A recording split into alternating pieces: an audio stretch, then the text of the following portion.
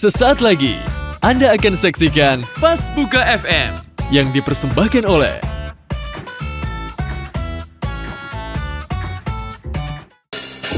di Pas Buka FM.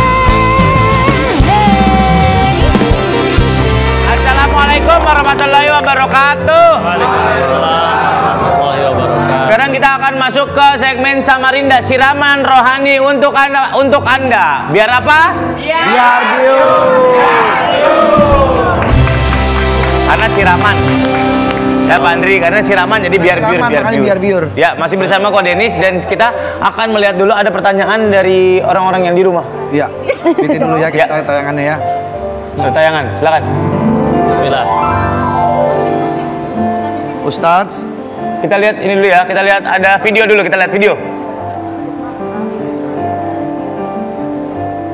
Ya, apa mau langsung kita tanyakan? Ya, oke. Ada dari sekalimat underscore, Pak Ustadz, saya tukang kentut. Lah, Jujur kan? ada orang tukang bakso, tukang tajil, ini tukang kentut gimana sih? Kalau mau sholat baru kelar wudhu udah kentut, wudhu lagi kentut lagi, sampai mau takbiratul ikram kentut lagi. Terus akhirnya saya tahan aja biar nggak kentut, sholat saya sah gak ya? Masya Allah. Bismillah. Izin langsung ya Pak. Ya, silakan. Izin. Masya Allah. Alhamdulillah.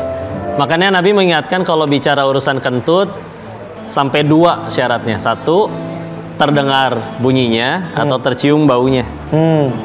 Jadi kalau misalkan yang masih ragu, karena memang syaitan salah satu kerjaannya itu ngasih was-was, sampai disebutin ada niup-niup, mohon maaf ya, belakangnya supaya seolah-olah kentut.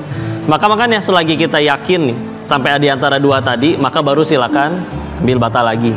Tapi kalau misalnya memang ada yang kondisinya memang udah uzur ya, udah usianya yang sampai mohon maaf udah ya jebol lah istilahnya, dol punten, ya, maka itu kan jadi beda lagi. Itu kan bukan keinginan yang diinginkan ya, maka nanti ada rusuh yang berlaku. Maka silakan selagi tadi belum kecium aromanya dan juga belum terdengar suaranya, maka keraguannya itu tidak bisa membatalkan puasanya insya Allah. Lanjutin aja dulu, bismillah. Oke, berarti kalau nggak terdengar bunyinya, tercium baunya. Iya. Kalau udah bunyi terus bau, itu udah harus wudhu lagi ya Pak Ustadz ya? Iya, udah wajib. Ya, jadi tema kita hari ini adalah apa, Indri? perkara sholat. Perkara sholat ya. Perkara sholat. Nah, kita lihat dulu Kita lihat dulu Oh, iya, ada videonya ya. videonya ya, silakan.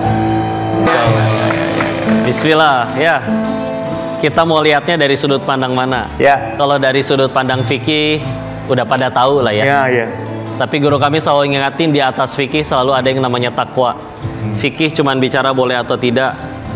Paling hukum ya, fardu, sunnah, mubah, makruh, haram. Kalau takwa bicaranya Allah suka atau tidak. Yang Allah pengenkan dari setiap kejadian itu kita tambah dekat sama Allah. Kalaupun ternyata dia misalkan emang sholatnya nggak khusyuk, kita meninggal nggak ditanya sholat dia. Kalaupun ada sesuatu yang tidak baik bagi dirinya, udah doain aja.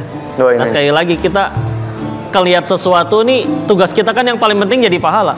Jangan sampai misalkan kok dia emang sholatnya males, kok malamnya dia tobat dan hidayah Allah datang, bisa jadi dia yang lebih takwa. Kita yang ngeremehin, Allah sholat masa kayak gitu, nggak kayak sholat gue. Naudzubillah, kita masih remehin sampai 2 tahun ke depan. Yang maksiat orang bisa jadi kita yang dapat dosa, itu manusia yang paling sedangkan kita tahu kata Quran surat 29 Al-Ankabut ayat 45-nya, inna sholata tanha 'anil fahsya'i wal munkar.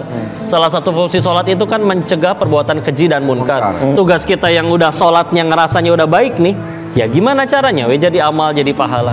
Ya salah, ingetin. Nggak bisa diingetin, doain. Yang paling penting, jaga hati biar tetap bersih. Nggak ada yang tahu, bisa jadi dia udah 2 hari nggak makan, wallahu alam. Makanya sampai segitunya. Nggak semuanya punya makanan sebanyak kita kok.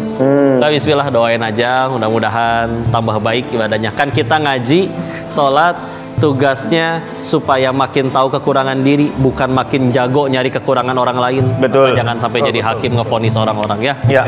Jangan sampai malah menghujat orang ya. Nah, sekarang saatnya kita buka sesi tanya jawab ya. Insya Allah. Ini kita lihat di belakang nih ada ibu. Ibu, itu kanan kirinya anak-anaknya dua-duanya. Pantes mirip. Oh gitu.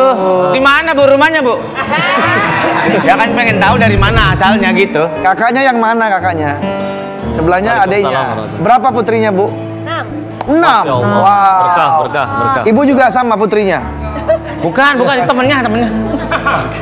Oke, kalau gitu silakan yang mungkin mau bertanya sama Ko Denis, silakan. Ya. Saya boleh tanya ya? Boleh Kang ya. Nah, ini terutama buat saya aja nih. Kadang-kadang masih ada, bahkan mungkin sering. Alasannya sih karena kesibukan. Sampai misalkan asar ketanggung. Akhirnya begitu assalamualaikum, ternyata maghrib. Nah itu bagaimana kok? Terlalu mepet dengan maghrib gitu. Ya, Tuh. ya balik lagi kalau bicara fikihnya mah memang waktu sih memang masih bisa secara fikih, tapi ya tinggal kita balik lagi, aslinya kan semua kegiatan kita itu adalah cuman ngisi waktu luang sambil nunggu tugas kita yang sebenarnya, yaitu kita diciptakan buat ibadah. Jadi silakan kerja, silakan syuting, silakan yang lain-lain. Tapi yang saya tahu tugas kita yang asli diciptakan bukan untuk itu semua, tapi untuk ibadah. Dan yang saya tahu standar kalau pengen hidup kita lancar, sederhana sih, lihat aja dari sholat. Tinggal skala prioritas sih, karena kan kayak misalkan syarat baca Quran teh apa kok kalau pengen hafal satu doang mau. Cuma masalahnya tidak semuanya benar-benar mau meskipun bilangnya mau. Karena kalau udah mau teh pasti prioritas. Contoh lagi nunggu ojek online depan pasar, pasti yang dibuka WA dari si mamang ojeknya dulu. Gak mungkin mesen Senin dibalesnya nanti lagi. Karena dia pasti jadi prioritas. Nah kalau udah benar-benar mau pasti didahulukan. Bismillah insya Allah. Dan mudah bagi Allah kalau udah kita dahuluin sholat. Kerjaan yang mungkin harusnya beres 6 jam kok 2 jam selesai. Mudah bagi Allah menjadikan sholat yang ditunda itu membuat kerjaan yang harusnya setengah jam beres kok 2 hari nggak kelar-kelar. Mudah juga bagi Allah. Bismillah, insya Allah. Iya. Berarti emang sebaiknya didahulukan dulu waktunya sholat, langsung kita sholat gitu kok. Amin ya Allah, mudah-mudahan. Iya. Kan diuji kan, apalagi perempuan. Ntar make up lagi gimana kok? Iya. Allah pengen ngetes nih. Kadang kita, ayo kita harus jangan dukung yang belain penjajah. Lagi ada gerakan boykot kemarin, misalkan ya. Tapi gimana kalau skincare saya kena boykot? Nanti saya komedoan gimana? Insya Allah komedonya bersaksi itu di hadapan Allah. Ya, ya Allah saya wajahnya jadi agak kusam demi nggak mendukung penjajah. Bismillah lah insya Allah. Iya. Nanti balik lagi ke beliefnya kita gitu ya. Pak Surya, tadi Pak Haji Bolot mau nanya nih kayaknya. Ya. Pak Haji mau nanya apa? Panggil. Mau nanya Pak Haji? Pak Haji. Buka yuk. Nanti aja kali. Ada yang mau ditanya? Ada yang mau ditanya? Ada yang mau ditanya? Ada yang mau ditanya nggak? Legend. Oke. Ente ngomongnya salah. Posisi mana? Buka yuk. Pak Haji, buka puasa yuk. Baru jam berapa? Oke, kita sudah tersambung sama pemirsa yang sudah ada di ujung lain telepon untuk bertanya. Ada Lia dari Bandung ya? Lia dari Bandung ya. Kirain dari Pramuka nih Lia. Halo. Halo. Iya. Silakan Lia. Halo, assalamualaikum. Waalaikumsalam. Warahmatullahi wabarakatuh. Pak Ustadz, saya Lia dari Bandung. Mohon mangga. Iya, mau nanya. Iya, Pak Ustadz, dulu saya nih termasuk anak gaul gitu ya, yang suka party-party, terus jarang sholat, apalagi ngaji. Tapi sekarang alhamdulillah saya mulai berubah, saya mulai perbaiki diri, mulai sholat 5 waktu. Tapi saya tuh masih susah banget ngelepasin diri dari kebiasaan minum-minum, party-party gitu, Ustadz. Kira-kira sholat sama ibadah saya diterima nggak ya Pak Ustadz? Masya Allah. Masya Allah. Bismillah ya. Masalah diterima atau enggak mah kita sudah punya hakim yang adil ya. Allah. Kalau saya ngelihat kejadian ininya mah bismillah lah. Semoga berproses. Nggak ada orang naik motor langsung juara balapan juga kan susah juga. Saya yakin Valentino Rossi juga pasti sering jatuh dari motor dulunya. Tapi ya udah berproses. Seorang ulama di kitab Al-Hikam aja, Syekh Ibnu Taimiyah pernah cerita. Beliau menyebutkan, aku membiasakan diriku 20 tahun tahajud, baru aku merasa nikmatnya tahajud. Berarti 20 tahunnya itu nggak khusyuk dulu gitu. Bismillah. Namanya wallahu alam. Jadi emang berproses. Nggak ada yang langsung. Dan kalau memang Allah nggak niat pengen ngampunin, mudah bagi Allah untuk matiin kita waktu lagi maksiat seketika saat itu juga. Tapi setiap kali kita beres maksiat nggak langsung wafat, bismillah. Berarti Allah masih kasih kesempatan. Tugas kita gimana caranya. Kalaupun masih ada lingkungan atau yang ngajak, kadang Allah tolong. dibikin supaya teman-teman yang ngajak maksiatnya nganggap kamunya nggak asik lagi, nggak enak. Dia mah udah ngaji, ustazah, dia mah sekarang ustazah, bikin grup lagi yuk yang nggak ada dianya, misalkan. Itu kan sebetulnya bukan kamunya dimusuhin, tapi Allah lagi memisahkan kamu dari yang ngajak maksiat dulu. Suatu saat kitanya insya Allah udah istiqomah, yuk gaul lagi sama mereka. Siapa tahu nanti jalan hidayah merekanya dari si kamunya. Nggak apa-apa, berproses. Nikmatin aja, nikmatin. Yang penting jangan ngantre. Dengerin. Orang disalahin. Masya Allah. Aduh, yang budek dia gue. Pondanya apa? Itulah kelucuannya dia. Tiba-tiba tuh dengerin. Masih mondo aja, Masya Allah. Ya. Baik kalau gitu Kak Dedis, terima kasih atas tausiahnya sore hari ini ya. Ya. Jadi kesimpulannya tadi ya Kak Dedis bilang segala sesuatu semua berproses. Proses. Tidak ada yang instan. Dan Allah nggak akan nyia-nyiain sedikit pun Perjuangannya ya. Iya, nggak apa-apa. Semuanya kalau nggak jadi penggugur dosa pasti peninggi derajat, dan kita perlu dua-duanya buat ke surganya Allah. Amin ya rabbal alamin ya. Terima kasih banyak buat hari ini, dan sekian dulu segmen Samarinda Siraman Rohani untuk Anda. Mudah-mudahan besok kita ketemu lagi. Alhamdulillah. Barakallah. Insyaallah.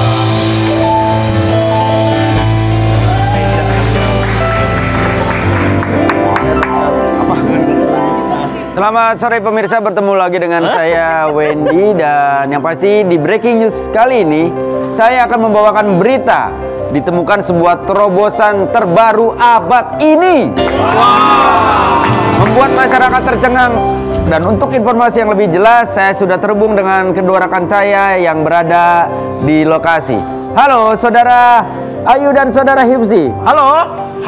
Ya, Halo, iya, dengan rekan Wendy, terima kasih. Saya sudah ada. Kok kamu pakai gituan? Saya dengar nggak perlu pakai begini. Lagi gatel. Sorry, lagi gatel. baik rekan Hifzi dan juga rekan Ayu di lokasi, silakan. Apa yang bisa kalian sampaikan? Oke, saya sudah di lokasi untuk melaporkan secara langsung, dan saat ini saya sudah bersama seorang warga yang akan menjadi narasumber kita. Dia adalah saksi kunci penemuan hal tersebut. Bagaimana Ibu Ayu mengenai penjelasan penemuan hal terbaru itu? Oke, baik Mas Hifzi, terima kasih banyak. Oke Bu Ayu, siap. Enggak usah, ini kan dimari orang. Oh iya, oke. Sorry. Temuan ini pastinya Pak Hifzi, ini tuh bisa dimakan. Dia tuh punya tekstur yang juicy, nggak perlu dikupas, bisa langsung dimakan setelah dimasak Pak Hifzi. Wah, menarik tuh. Itu bisa dijelaskan lebih detail lagi Bu Ayu? Oh, tentu bisa dong. Temuan ini nih ukurannya lumayan jumbo dan berasa dagingnya Pak Hifzi. Sebentar Bu. Ya. Sebenarnya ini penemuan apa ya? Penemuan Pak Hifzi. Wah, jumbo sih. Wah banget. Wah. Ini loh Mas Hifzi sini lihat. Iya. Ayo, ini dia nih Mas. Wow. Fiesta Bratwurst Sausage. Ini varian Fiesta sosis premium yang bintang 5. Sosis jumbo yang terbuat dari daging ayam dan daging sapi pilihan serta rempah-rempah yang khas banget. Pokoknya enak, dagingnya berasa, teksturnya juicy. Yang terpenting praktis, nggak perlu dikupas, kulitnya bisa langsung dimakan. Ternyata Fiesta Bratwurst Sausage yang bintang 5. Iya. Baiklah kalau begitu. Terima kasih Bu Ayu. Kita kembali ke studio. Pak Wendy, silakan Pak Wendy. Terima kasih rekan Hifzi. Pemirsa sekalian, ternyata Fiesta Bratwurst Sausage ini sangat menarik. Tapi bagaimana cara penyajiannya? Gampang atau tidak? Tenang sekali Pak Wendy, tenang sekali. Bagaimana? Gampang atau tidak? Lah Bapak kesini aja Pak. Kalau iya. cuma di situ ya nggak perlu kita begini-begini sebenarnya. Iya tinggal. Iya bisa kalau sih. Gimana caranya? Sabar-sabarin. Iya, kayak orang lagi sakit ini Maya. Iya. Ini Pak Wendy ya, ini pengumuman penting. Fiesta Bratwurst Sausage ini sangat praktis untuk disajikan Pak Wendy. Oke. Jadi ini cocok banget buat berbuka dan juga sahur. Bisa disajikan dengan cara dipanggang atau digoreng beberapa menit aja, dan cocok dijadikan berbagai kreasi menu masakan. Jadi praktis banget. Nah, sebentar Pak Udah ada Wendy yang jadi? Pak Wendy, bantuin saya. Oke. Nah, ini nih udah ada yang jadi Pak Wendy. Wow. Ini Wendy, saya buat jadi kreasi hotdog ini nih. Wow. Pak Hipzi. Sudah terlihat dong, ini sudah bisa terlihat premium bintang 5 dari sosisnya. Nah, namanya juga sosis premium Pak Wendy. Ini juga ada varian lainnya. Ada original sausage Frankfurter, terus juga ada chicken wiener, ada bockwurst, ada currywurst, dan cheese sausage. Waduh, terus belinya di mana nih Bu Ayu nih? Gampang banget, Fiesta sosis premium bisa dibeli di Prima Fresh Mart, supermarket, minimarket, dan e-commerce. Ya, oke kalau begitu saya mau beli dulu ya. Pak Wendy, sebentar, nanti aja kalau mau beli, temenin saya dulu bagi-bagi hadiah bareng sama Pak Hipzi. Bagaimana? Di sini? Iya. Oke.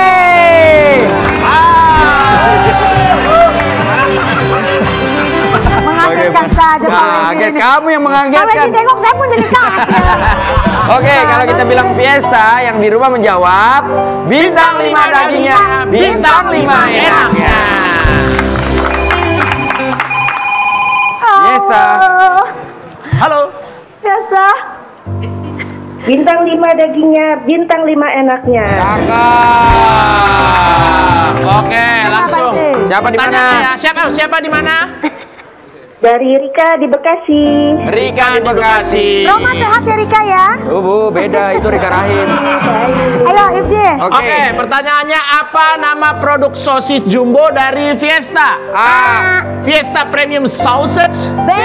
Fiesta Normal Sausage. Ayo. A. Fiesta Premium Sausage. Selamat betul. Rp2 dari wali potong pajak hadiah dipersembahkan oleh Fiesta. Bintang 5 dagingnya, bintang 5 enaknya. Fiesta chicken nugget paling enak paling kusuka. Fiesta chicken nugget aku mau setiap hari. Fiesta chicken nugget.